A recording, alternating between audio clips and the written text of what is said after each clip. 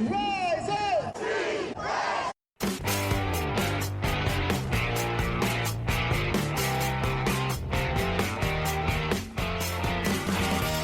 This is the Rise Up See Red podcast, all about the Arizona Cardinals and the NFL, featuring insider and outsider perspectives. Enjoy the best hour of Cardinals talk on the web.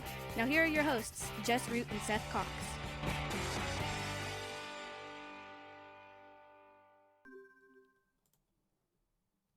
Hello, Arizona Cardinals fans, and welcome to the latest edition of the Rise Up See Red podcast, the best hour of Cardinals talk on the web. I'm your host, Jess Root from CardsWire.com, the USA Today NFL Wire site that covers your Arizona Cardinals.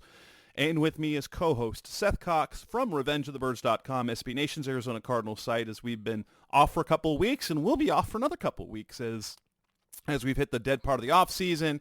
I'm going to be traveling, Seth's going to be traveling, and so we're just doing stuff. So you'll get a little bit of time off. I might have a show later this week that I will have pre-recorded with Howard Balzer. Depends if he gets back with me on that. But this is episode 544, talking about OTAs. Seth, we are almost done with the voluntary part of the off season, and it has been quite notable that everyone of note, of importance, has been in participation. In particular, one Budda Baker, who sat out all the voluntary work last year, asked for a trade, wanted a new contract, wanted to be paid a lot. When ultimately he wanted his money guaranteed, which he got last year, got a little bit of a signing bonus, got his guaranteed money last year, then had, Pro Bowl incentives and per game active roster bonuses, and a $400,000 workout bonus, which we talked about is probably the main catalyst why he has been in participation in the offseason program. But he addressed the media on Monday after practice, the final Monday practice of OTAs, and talked about, he was asked, I started the line of questioning about his contract status, how he's entering this year, and what he wants moving forward. And I guess we probably shouldn't be surprised by it, but he's happy to be here. He wants to be a Cardinal. He said that. He said, I want to make this very clear. I want to be a Cardinal. He understands it's a business, but he's also not doing anything differently this year because even though it's a contract year, he said that's my main goal every year. It's like I treat every year like a contract year. Contract year, I treat every single year like a contract year. For me, I love this game. I played it at a high level each and every week because of the work I put in each and every week. I'm an honest believer in controlling what I control. I can control and do my job. At the end of the day, everything else will take care of itself. Anything about that? Anything about what you heard Budda say that stands out to you from what we got yesterday? Not really. I mean, you just look at it. It's pretty. What's the word I'm looking for? It's a pretty boilerplate stuff. He was very politically correct in everything he kind of said to make sure everybody knows that he wants to be an Arizona Cardinal for life, and all the good buzzwords he hit. And it's not that I don't believe him, because I do. There's no reason not to. It's one of those things that's like, I don't know if, and I thought him, kind of addressing that it's a different group was probably the telltale sign, right? Like, it's not that he doesn't know where he stands. It's just that he doesn't necessarily know if he is valued in the same way that he was with Steve Keim in control, and obviously different coaching groups, but with Steve Keim there, Monty and Jonathan Gannon are going to build the team in the direction that they feel is best. And that's kind of where you see maybe uncertainty. And I think maybe even you look at it and you go, at least he acknowledges that, right? Like, hey, these aren't the guys that drafted me, that have re-signed me multiple times. Like, this is a new group of guys. They're going to do their thing. And I want to be a part of it. And I think that's, like I said, the politically correct statement in that, yeah, I want to be part of it, but I'm not going to, worry if I'm not, so to speak, right? Yeah. One thing I found kind of interesting is what he said about being able to speak up. Like everyone in the locker room, there's different than, and you think about it like on the defensive side of the ball, you're like, I don't know if this was in reference to the previous coaching staff, previous players, but like he says there's more freedom to say what you need or want to say no matter who you are on the roster. That Well, was I the mean, one thing that was kind of interesting because last year, like, come on, last year Budda was the man on that defense. There was nobody. There was no, like, unless it was in reference to before. And maybe well, with a JJ in the building, maybe with Cliff, maybe with Klein. I don't know. but I've also, I mean, we've heard that Vance Joseph is not very open to suggestions, right, or things like that. That he's kind of, and I've said this a million times. Like there are two type of coaches, and well, there's more than two, but like there's two type of coaches that have success. There are coaches that are like, this is how we do it, this is my way, blah blah blah.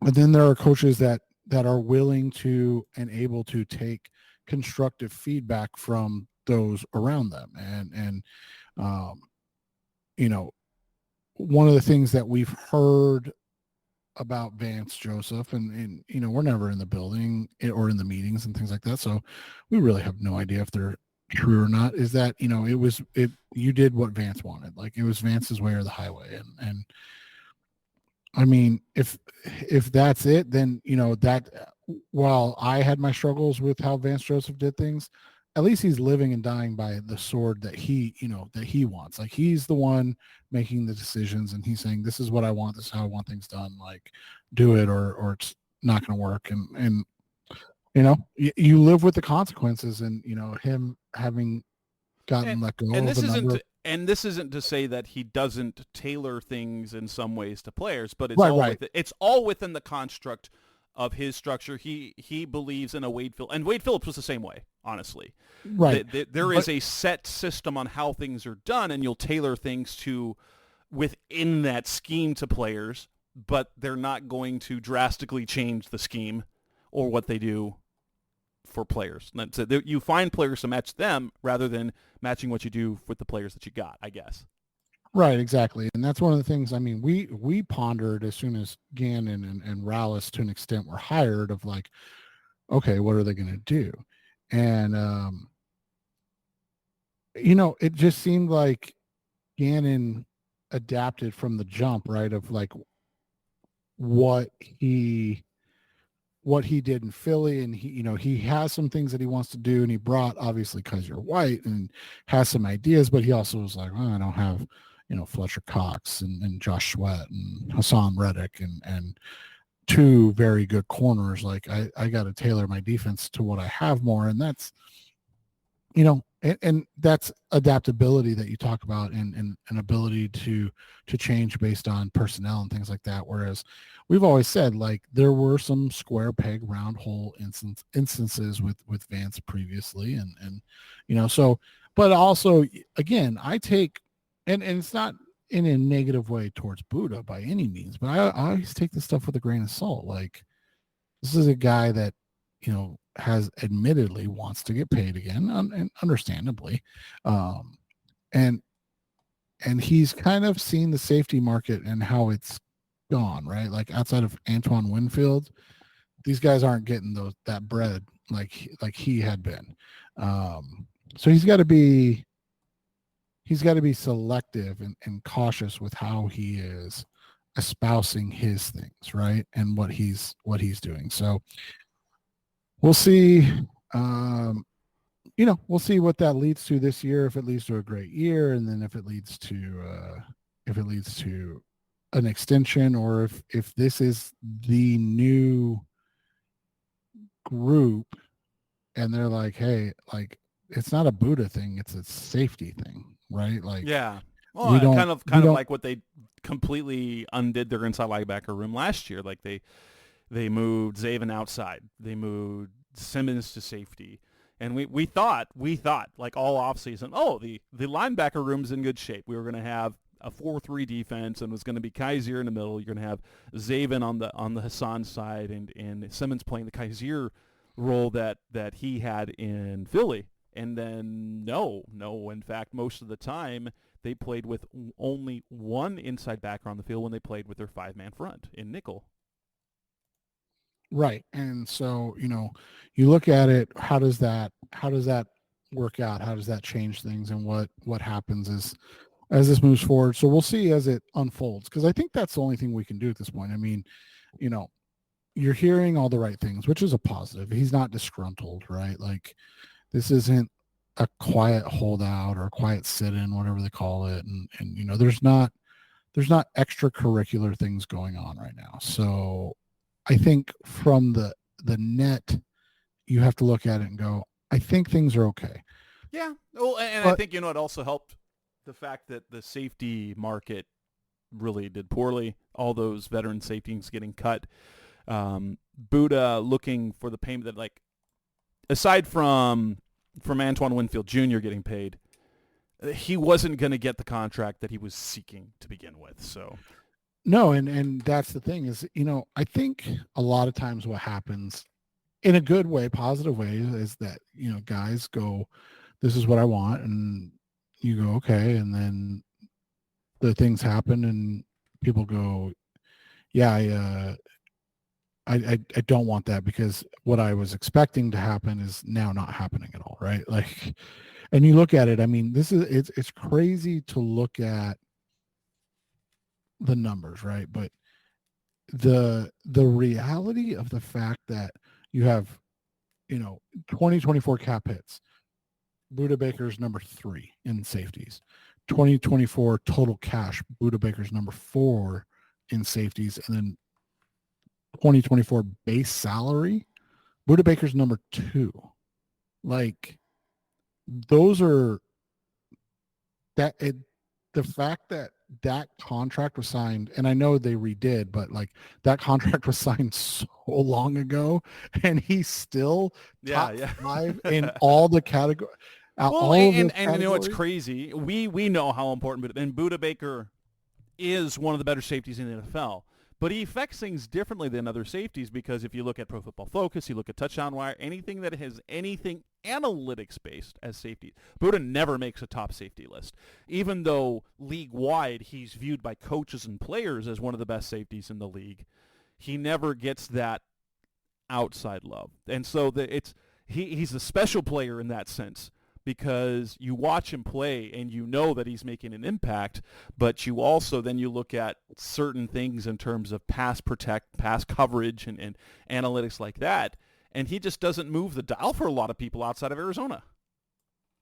Right, and that makes it difficult to judge and grade him. And that's why it's always funny when fans are like, well, you got to get like a first or a second for Budda. It's like, I mean, if you got a third, and I'm not advocating trading him, or anything, but that's the market, right? Like, yeah, which means we're probably going to get a 3rd round pick in 2026 off of a compensatory selection is probably what's going to end up happening. Just because, like, doesn't it feel, and this is weird for me, because Budda's so much younger.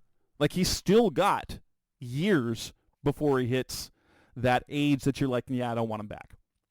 And it feels like it's the one thing I didn't get asked, and I wanted to, but the conversation went in a different direction, and then Budda's time was up.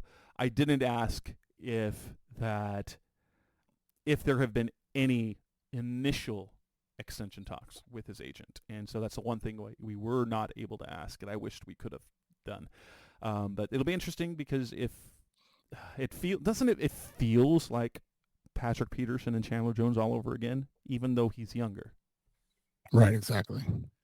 Coming up next on the Res of Zero podcast, Mr. Cardinals Talk of the Web. Let's move on to talking about OTAs, what's coming on. We talked about position battles. Let's talk about the playing rotation we hope to see this coming season that's coming up in the Rise of Red.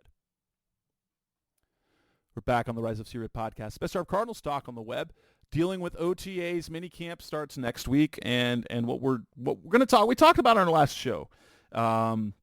we talked about our last show, kind of the position battles and things that we're looking at. But let's kind of go through some of the positions and talk about what we hope. We can talk about what we project will be and what we hope would happen with the playing rotation. So let's go for that. I think quarterback, we're set, right? We don't need to talk about quarterback. If it's anyone other than Kyler Murray, trouble. Even though Desmond Ridder, as a backup quarterback, he's a very middling quarterback, maybe mediocre, but he's got nearly a 500 record. That would be a drastic improvement over what the Cardinals have had in the past. That said, James Conner at running back is going to be the starter. Who do you hope, who do we think and who do we hope is going to be the main guy behind him? I think at this point you have to hope it's Trey Benson, right? Like, you have to hope that Benson is the guy behind James Conner, and that he has what the workload is where it gets tricky, right? Because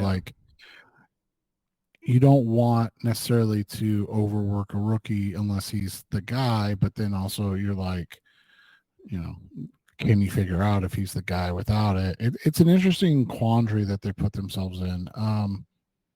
But yeah, I mean, you have to look and say, we hope that it's, 70 James Conner, 25 Trey Benson, and 5 everybody else, or maybe it's 60 and 30 and 10, right? Like, that's the rotation you're kind of hoping for, that Benson is good enough to do that. Yeah, I would agree. I would hope Trey Benson going to be the guy. I think he'll probably be the guy, but that rotation is very intriguing to me because of the players they got. I mean, they gave DJ Dallas a 3-year deal. Do they, with the money that he's being paid, do they see him? They're paying him as if he's more than just special teamer. Like, they kind of expect him to do something in terms of offense in the running back room. Amari DiMercato, we saw what he did last year, and Michael Carter is also pretty accomplished as well. So I'm leaning both think and hope that it's Benson, I think. But we'll wait and see.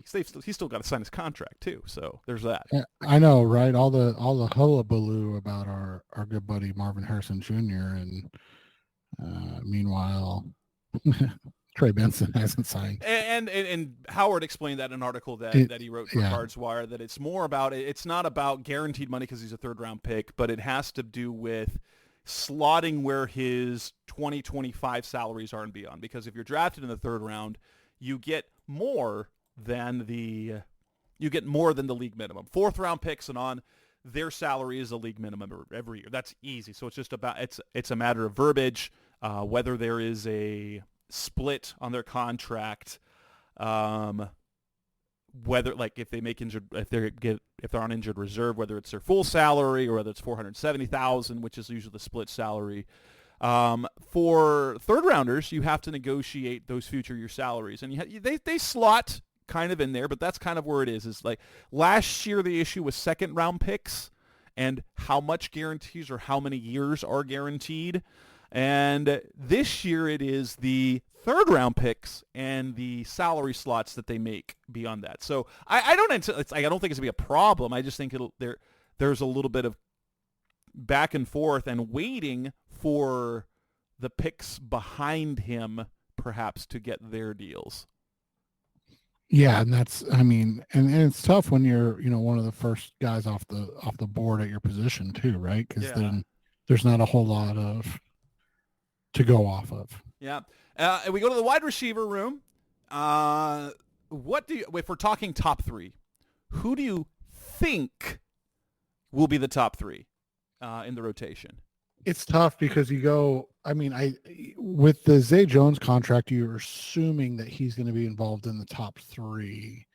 But is that to push Dortch or Michael Wilson off the field in 11 personnel. That's where the question becomes, because you have to figure Connor McBride and Marvin Harrison are going to be on the field. So from there, it's like, is it going to be Zay Jones and Michael Wilson? Is it going to be Zay Jones and Greg Dortch? Is it going to be Greg Dortch and Michael Wilson? I think it's going to be Zay Jones and Michael Wilson. I think Dortch is going to be the fourth guy / like main sub that allows them to bounce Wilson and Jones around and Harrison around as needed. I would agree. As to what I want, and honestly, what I would want is Wilson to emerge as a clear number 2. That I would love to see that happen organizationally. Marv's going to be the X. I'd love for Wilson to be okay. He establishes himself as clear number 2, and then after that, whether it's Zay or whether it's Dortch, it doesn't matter. I don't care either way. But I think it will probably be more like what you say. So it'll be 1, 2, 3, Harrison, Zay, then Wilson, with Dortch being the fourth guy / maybe it's because his build won't do it, but last year how they used Rondale Moore a little bit in the backfield as a running back, I wonder if they feel that Dortch has that same ability or not. Right, exactly. So it'll be interesting to see where and how it all kind of plays out, because it is just actively like different to see where these guys end up and how they're gonna really deploy them. I mean, the biggest thing that we've talked about too is going to be the health of Michael Wilson and Zay Jones, because they're Right. 2 guys that have been actively injured over the last several years. Yeah, and I can't tell you. So I've seen the rotations. I can't say anything about the rotations right now, just by what's out.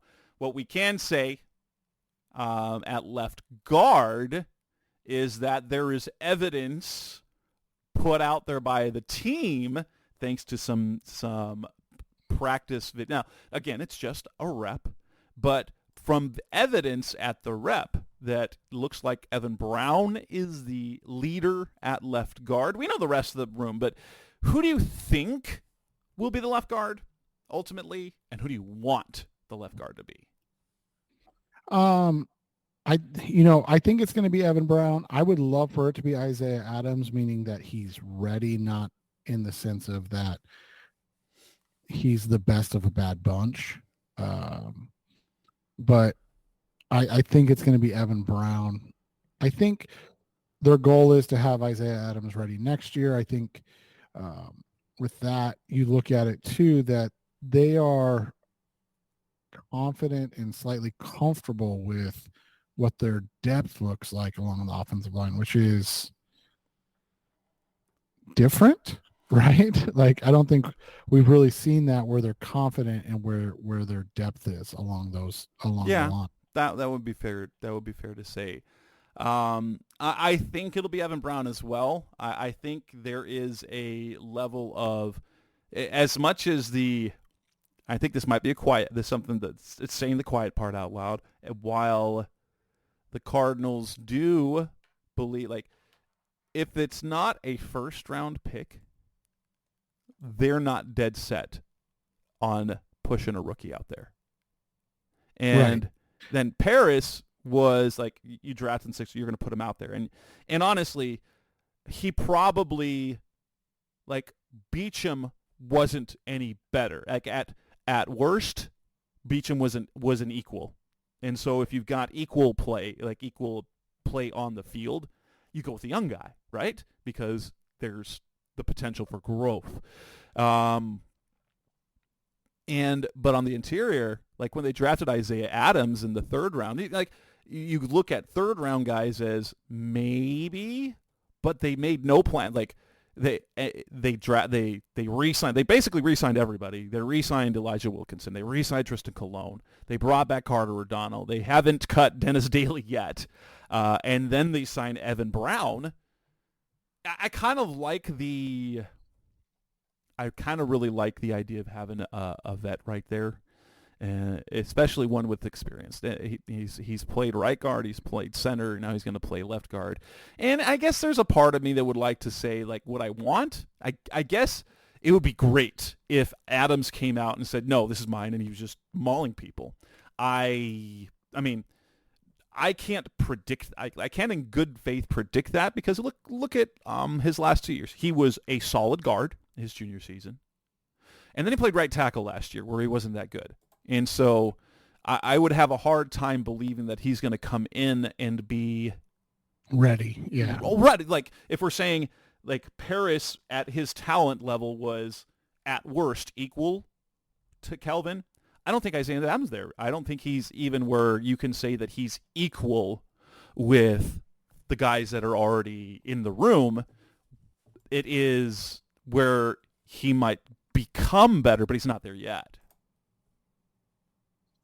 Right, and that's where it, that's where it's going to be interesting, because we have seen, even in recent years, like day 2 and even day 3, interior offensive linemen earn starting positions all over the place, not just in Arizona, but all over the place. So it's not unheard of, but the Cardinals are doing everything in their power to make it right. Where, like, he's not going to be the starter, and then if he just ends up winning the starting position, that's great. Like, that's great. If you can beat 4 veteran guys ahead of you, that's a good thing. That's a good thing, especially when the 3 guys ahead of him, like two of the guys ahead of him were guys who have been either steady starters or pretty good starters. Because, like, Wilkinson has been Wilkinson over his career has been a mostly starter, or at least like an O-line 6 who gets a lot of starts because of injuries on a team. Brown has been a starter for the last 3 seasons, but the last 2 at center. Well, and this is like, and again, I'm not comparing straight across, so I don't want people to think this, but like, if you look at it, like last year, guys drafted in the same realm, Tyler Steen by the Philadelphia Eagles started 1 game. Played in 11, started 1. Wanye Morris, drafted in the 3rd round, started 4 games. Again, it's not like they were like, hey, let's get Wanye some starts. It just happened out of necessity, right? Ricky Stromberg drafted in the 3rd round by a bad team. So first team that's bad in Washington, he didn't start. He played 28 total snaps all season. Nick Saldiveri, who was a guy that a lot of people liked coming out last year, played in 4 games. He played 37 snaps all season. So like it doesn't mean anything if they don't play. But there is a chance that they could play. Like that's how you look at these things, and that's how you're like, okay, let's see how this goes. Because you have on the flip side, you have a guy like DeJuan Jones who, plays, starts 9 games, right? Like he plays pretty well. So on both sides of the coin, it can happen. It's just not necessarily a guarantee, and it's not a bad thing if it doesn't. And I think that's where people can struggle with that, is they're like, oh no, Isaiah Adams didn't start. It's like, no, that's fine. That was kind of the plan. That was the plan. Right. Now, if it's year 3 and we're like, well, they got to bring back Evan Brown and Elijah Wilkinson, then you're like, okay, this is not going the way. No, that's not the way how that should go. Tight end, we know that number 1 is going to be Trey McBride. And then you've got the mix of, I think, it basically comes down to who's going to be 2, who's going to be 3, Elijah Higgins, Tip Ryman. Who do you think it's going to be? What do you think the order is going to be, and what do you want that order to be?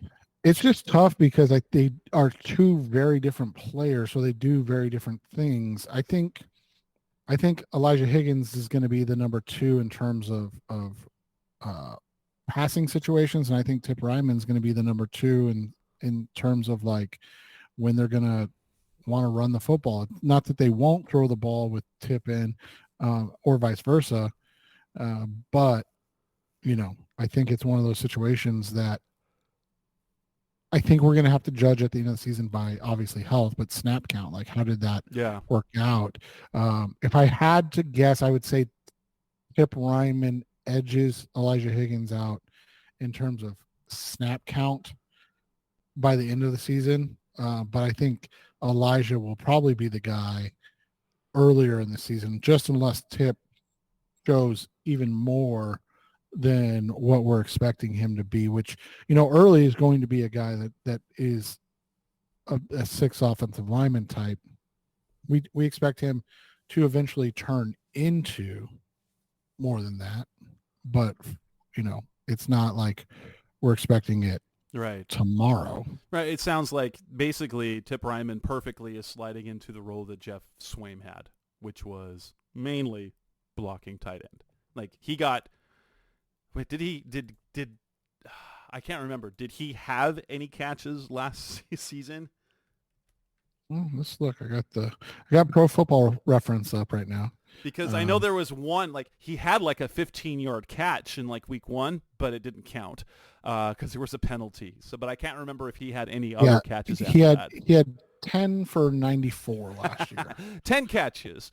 So there, it sounds like and that's in role. Right, and that's in 8 games. So that's the expectation, like you said. We look at the defensive line. Okay, this is an interesting one.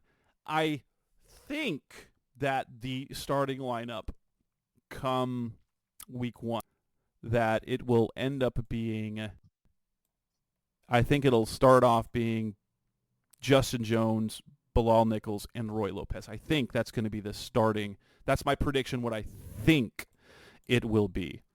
I would love Darius Robinson to make the top 3, but I don't think he's going to do it. But if I had to pick, I would want D-Rob as D-line number 4 if I had to pick. Because I think the guys that they have there, the 2 guys that they signed, Nichols and Jones, and then whoever plays nose, whether that's Lopez or Tonga, I hope D-Rob is D-line 4. Yeah, I'm interested to see how they deploy Nichols and Jones, and if they're, kind of edge guys, big edge guys, or if they're interior guys. That's why I don't know, because it's just going to be interesting how this works out. If it's still more of like a 3-4 with Zaven being the like kind of edge guy, and then BJ Ojulari being the pass rush guy, or if they do a little change. I'm just interested to see, but I think Jones and Nichols will be 1 and 2 in some order in snaps, obviously all this barring health. And then I think by the end of the season, Robinson will be 3, but I think in that same breath, he'll be the D-line 4. And what will happen is he'll probably rotate in for both Nichols and Jones in those situations. At edge, it's going to be interesting, the rotation that they have there. But ultimately, I want the top 2 to be Zaven Ojulari. I think it will be that, although it might be Gardeck still early on. Yeah, I'm interested to see how they deploy this and what happens with BJ and what his reps look like, because obviously injury, coming back, all the stuff he dealt with before the season to get healthy and get to where he was, and now he's got a full off season. Like, how does that deploy itself? And he's gotten bigger. He's added about 10 pounds to him. He's in the 250s, pushing 260, which puts him at a much meatier size to, putting him near Zaven's size to set the edge. And that was what they basically challenged him to do, is to be bigger and stronger for setting the edge. That way he can be more of a 3-down player. Then you've got Gardeck in the mix, but he'll have places because Like, he is a situational pass rusher. He can do more than that. He's a good guy to have on the field. And then after that, it's just kind of there. But I'm guessing that the inside backers will be Kaiser White and Mac Wilson. And I think that's how I'd want it too. I don't know if I'd want it any other way in terms of, although I do expect that Wilson won't be 100% type snap guy.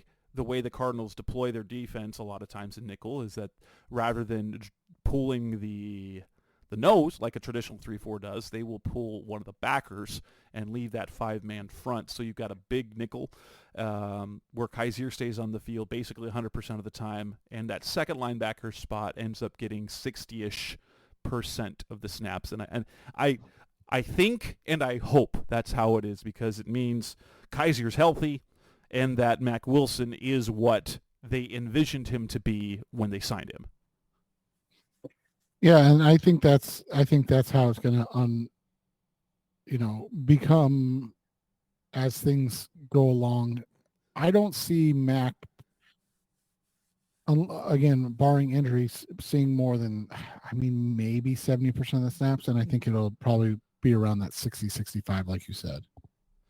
At cornerback, this is the interesting one, because you've got Sean Murphy-Bunting, you've got Garrett Williams, then you've got Max Melton, you've got Elijah Jones, you've got Starling Marte, that's the Diamondbacks before, you've got Starling Thomas, who was basically a starter over the last year. And I'm going to be really, really intrigued to see how he plays into things, if he can continue to push. I'm going to say, from what I saw yesterday, keep an eye on Thomas as a guy to watch in training camp. Watch Thomas and see how he's used in training camp. I think that it will go with the 3-corner rotation, that it'll be Murphy, Bunting, Williams, and Melton. I think that's how I'd like it. I don't know how I'd want to see that deployed, whether Williams is going to be inside outside or just slot, but I think that's how it's going to be, and that's how I kind of want it to be. Although ideally I would love to see Garrett Williams in year 2 be able to do inside outside, so he essentially never comes off the field. You've always got Murphy, Bunting, you've always got Williams, and then you bring in Melton for nickel, whether he's playing inside or whether you slide Williams inside. Either way, that's how I want it. I think that's how everybody wants it. You want to see, Max Melton and Garrett Williams be the guys, right? And then Sean Murphy Bunting be the third guy. And like you said, it doesn't matter how or where they play, but those 3 guys be on the field. But you want, ideally, Max and Garrett Williams to be the guys, because we know what Sean Murphy Bunting is. And if he's your third corner, then your corner room is really good, right? If he's your second corner, it's not terrible, but it's not, it's definitely average, which is still way above pace from last year.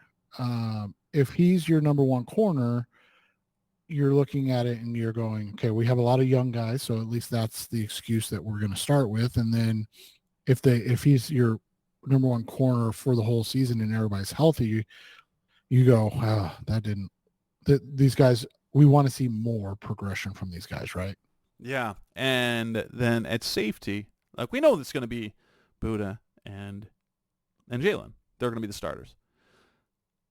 The question's at number 3, the question's at number 4, whether it's going to be Sashere and then Rabbit, or Rabbit then Sashere, Rabbit then Blunt.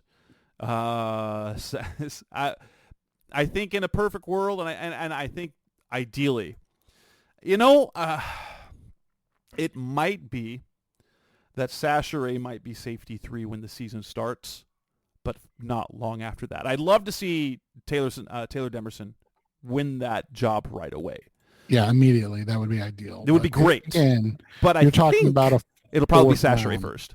Right, and you're talking about a 4th-round rookie, and that's unfair to expect him to be able to just come out the gate and and be number 3. Now, if he does it, it's not again, it's similar to the Isaiah Adams conversation. Like, yeah, exactly. If he comes out and wins the job, you're like, hell yeah, that's a great pick. If he doesn't, you're like, it's not a big deal because again, he's a 4th round pick. It's not, again, for every one-off guy like Talona Hufanga, who's a 6th round or 5th round pick and ends up being great. Most of these guys go 3 or 4 years before they can reach that level, right? I mean, hell, even Budda Baker was a special teams ace as his rookie season before he started to become a guy. So you just look at it from that perspective. I think that's how you have to. You hope that he does it, but if he doesn't, it's not unexpected. And just the hope is by the end of the year, he is the true number 3 safety. And then there's one other position, and that's at long snapper. Who do you think will be the guy? Who do you want to be the guy? Personally, it doesn't matter to me. Aaron Brewer, I think, will be the guy. I wouldn't care if Shimko does it because if he won it, that means that Jeff Rogers really trusts him. But I think it'll be Brewer. Yeah, I agree. The biggest thing to me is if it is Shimko, you hope that's Jeff Rogers' decision, and we have no reason to think it's not. But we hope that it's Jeff Rogers' decision and not something that's like, hey, let's move on from this, right? Yeah. Because like financially, we're talking about $250,000 is the difference. It's basically that's not something that you. It's not significant. Hey, salary slashing move because especially when they just added $16 million. Yeah, that's right. They got cap space. They got lots of cap space.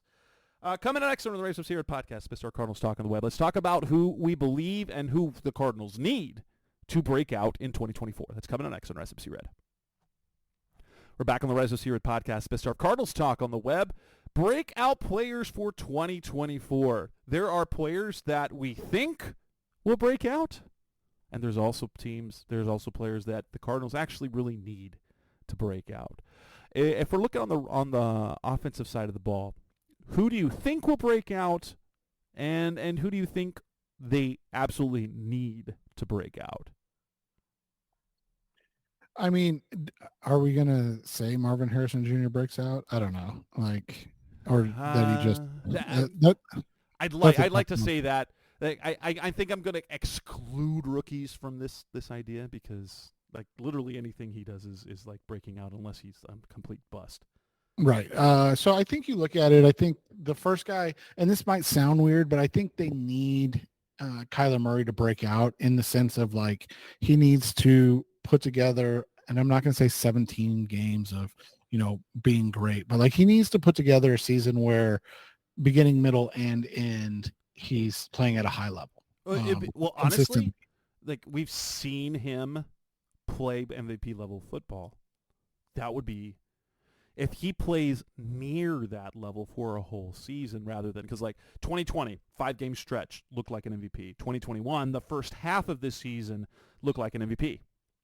And then last year, he was very average to above average until the final 3 games. And then you're like, if we can get the 3 final games consistently over 16 games, I'd consider that a breakout, or maybe not necessarily breakout because he has been an MVP level type player. That would be more bounce back technically, but nonetheless, fair assessment. They need that out of Kyler Murray. They don't need MVP Kyler, but they need high level quarterback Kyler.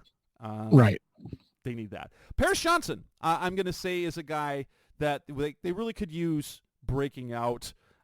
He gets moved from the right to the left side. So he's not going to have the sort of the rookie things. He got his rookie lumps out of the way, but now he's moved to the left side where he's kind of natural at. Wouldn't it be great if he breaks out and establishes himself as a like we're not talking Trent Williams level, but like he is like the young left tackle in the league. Yeah, that would be great if he's the guy that stands out above all others as the ascending left tackle in the league. At receiver, you have to look at Michael Wilson and think that he could break out.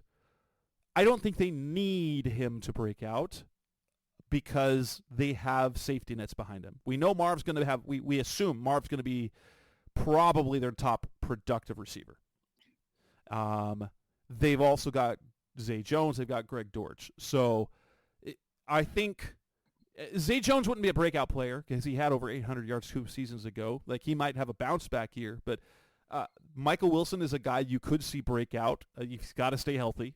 When he was healthy, he was productive, and now he's in year 2. So, if he could produce at like Christian Kirk level production when Kirk was here, I'd say that would be breakout worthy.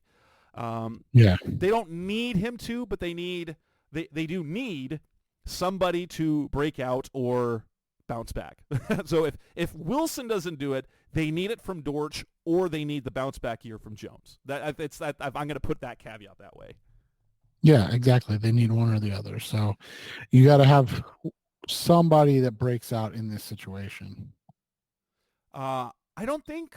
I mean, I was going to say, can you say Trey McBride? Like, he already broke out. He's a star, right? Now. Like, he's a star. I think you need him to maintain that level and be a top 5 to 7 tight end in the NFL. Yes, but I don't think on offense you go to the defensive side of the ball. You look at B.J. Ojulari as a potential breakout guy, but honestly, what do they need? They need both Zaven and Ojulari to break out as pass rushers. I was going to say here's what they need. They need they need 2 of 3. They need either, like you said, Zaven and BJ, Zaven, and I know we said no rookies, but Darius or Darius and BJ, like 2 of those guys. Like, if you get the same level of play that they have been getting from Bilal Nichols and Justin Jones, then you're fine. And then you just need 2 of those 3 to break out, and all of a sudden they become much better, right? And I'm going to point to Justin Jones. Like, he showed last year for the first time some pass rushing punch. Okay? Take that to the next level. We're not talking like 9, 10 sacks, but take that 4.5, take it to 7 or 8. Okay? Take the quarterback hits up to 25. I kind of think if you can get between Robinson doing something, if you get 2 out of the 3, Zaven, Ojulari, and Justin Jones, producing at a much higher level or kind of breaking out pass rushing wise, you're in a good spot. You're in a really good spot. But yeah, they need pass rush. They need sacks, man. They need sacks. And then I think we're in the same conversation though with the corners, right? We went over all the corners, but they really need one of Max Melton or Garrett Williams to stand out. Yes, and Williams I think is in a good spot because, one, look at what he did when in the second half of the season. He might have been the most consistent cornerback the Cardinals had over the second half of the season, and he did that as a rookie, coming off an ACL when he had no offseason reps. That's fantastic, right?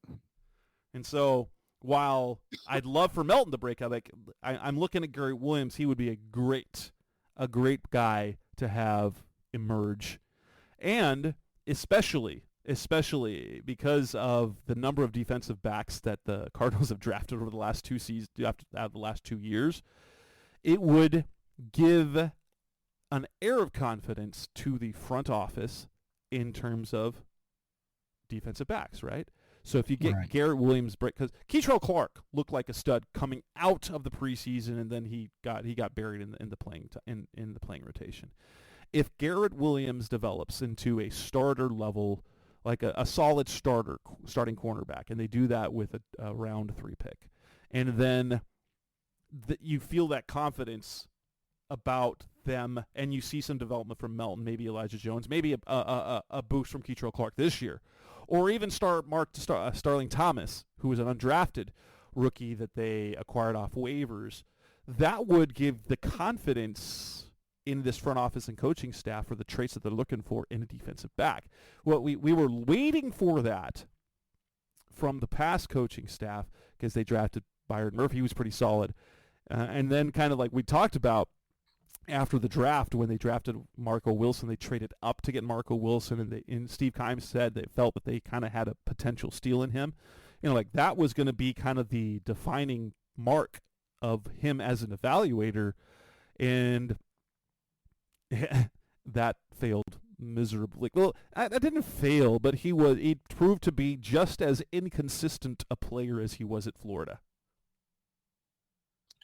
Yeah, and they need somebody to consistently produce, right? Like that's one of the things that you look at, and when you have these guys that are I mean, I don't know. We need the Budda Baker of the cornerback room. Right. But someone you don't that even you can play, that you can get producing and improving and kind of be a stalwart on that defense for 7-8 years. Right. And that's the biggest thing, is you just need somebody. I mean, you think about this, and we talked about it the other day, like Byron Murphy wasn't bad by any means, but the fact that that was the only guy that they took a chance on after Patrick Peterson, like outside of Brandon Williams, who was a running back that turned in, like, it's just such a terrible allotment of draft capital. And you look at what this new regime has done, and they've kind of flipped that on its head. And obviously, Garrett Williams was a 3rd-round pick, and then you've got Max this year, and then Elijah Jones was a 3rd-round pick. And it's like they're taking it seriously, but is it a viable way to attack it, right? Is it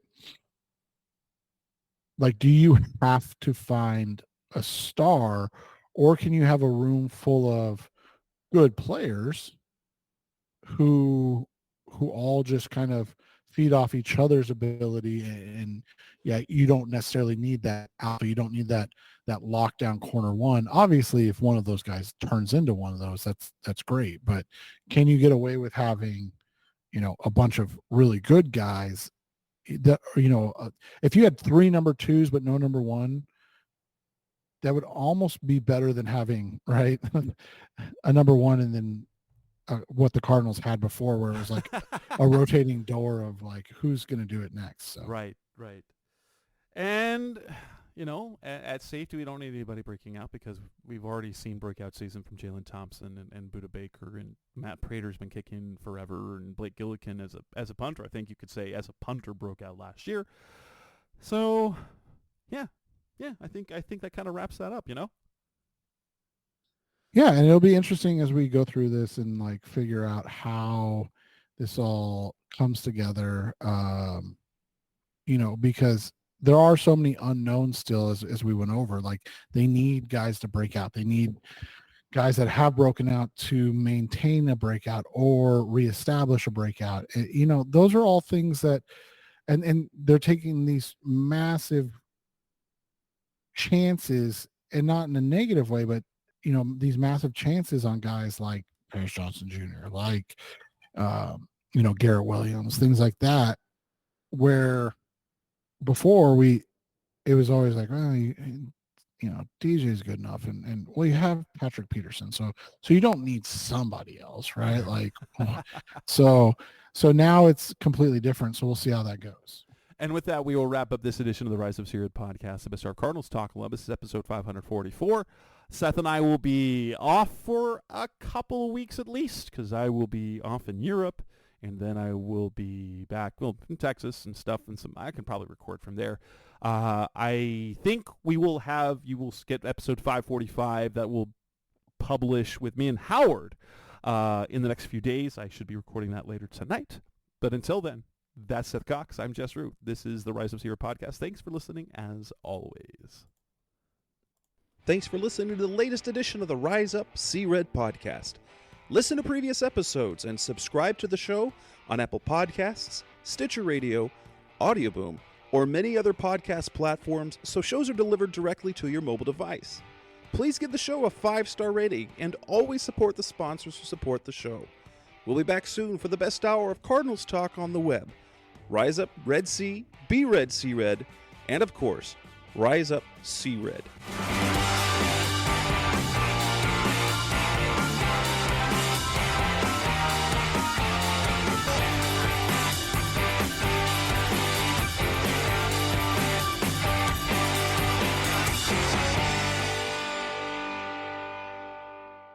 Red!